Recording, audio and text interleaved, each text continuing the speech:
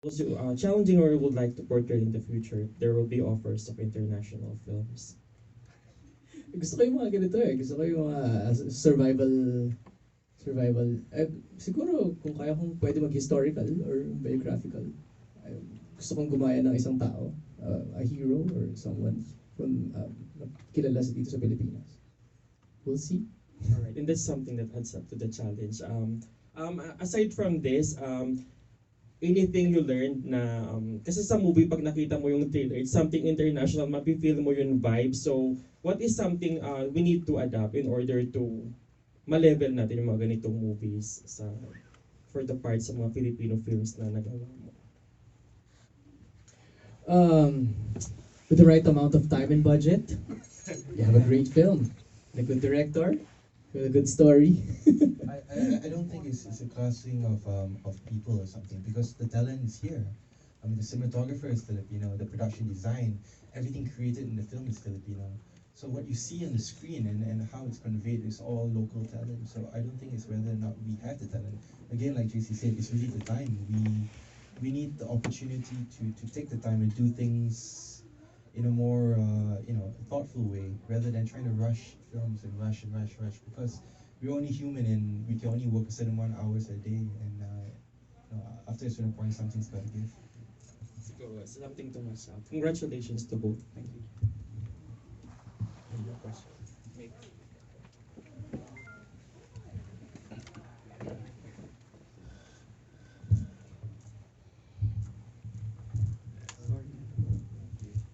Hi, Bradley. Hello. One of the great things about the film, I think, is the production design. Can you tell us a bit about how that was formed and how do you think we can produce more of these kinds of films?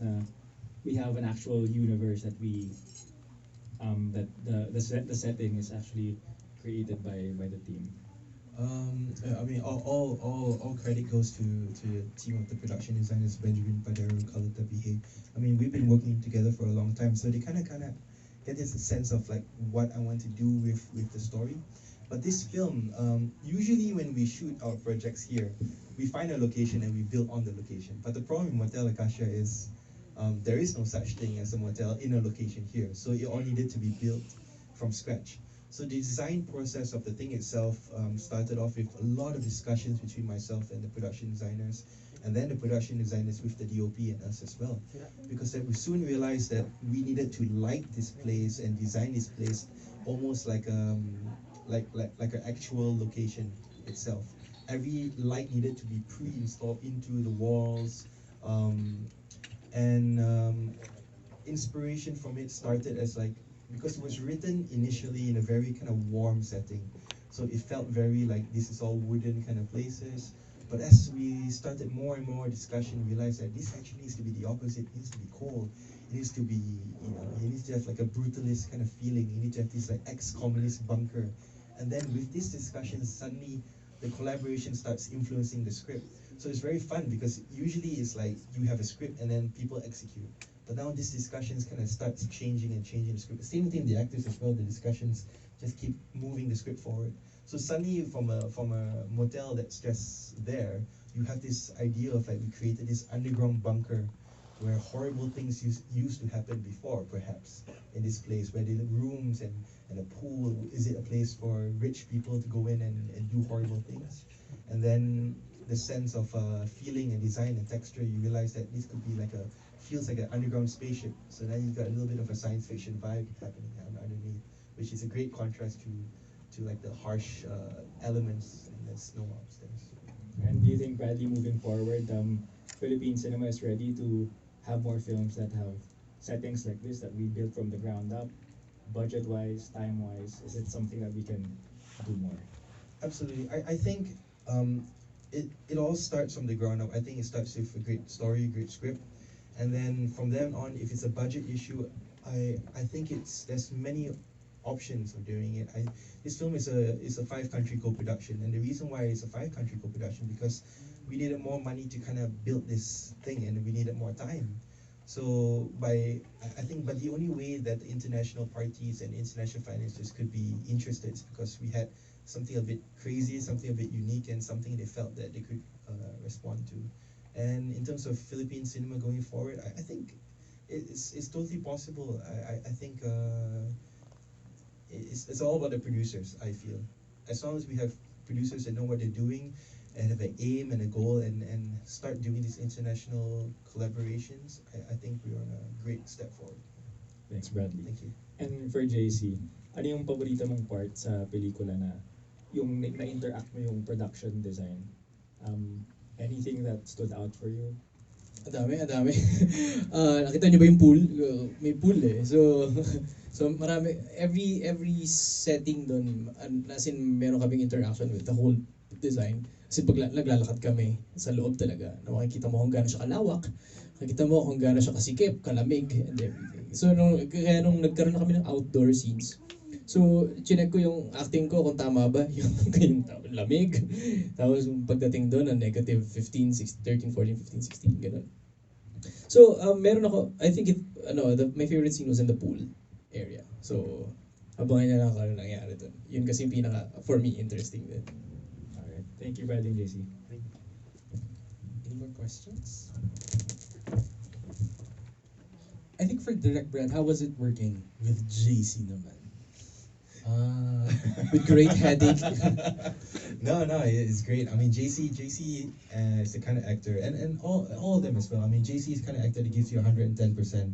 So for me, feeling, I think the bigger challenge was kind of like trying to direct all the actors when they all had that single scene together, because Filipino actors, we really like to feel the scene. So we feel it, we look at the location, we pace ourselves, and then they go, right? And sometimes on the first take, it's all magic, it's pure magic.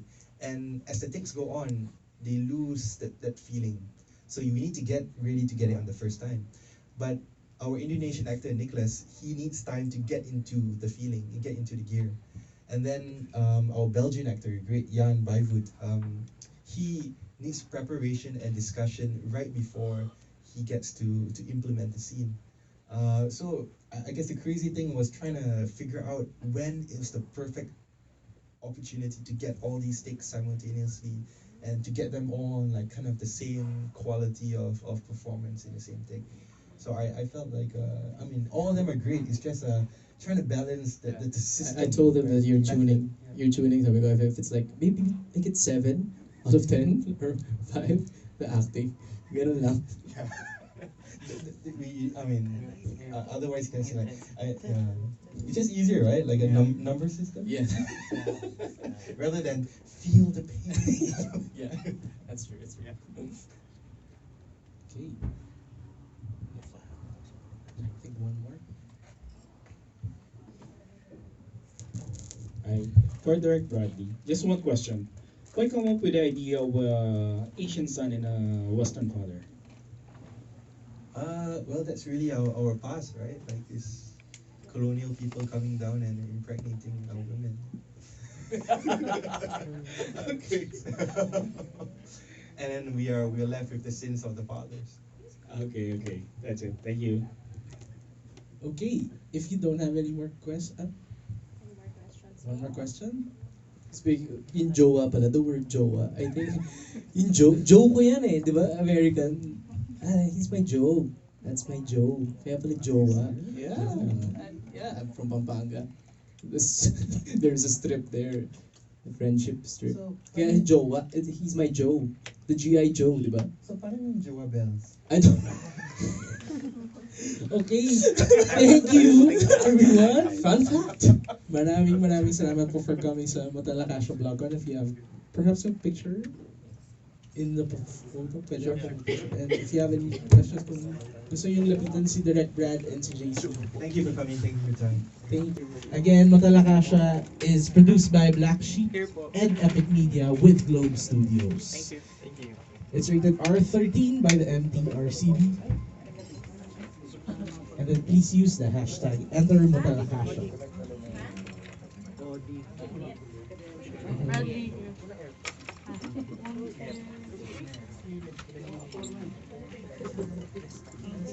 One here, please. Ito lang pala. Alam, excited na. JC.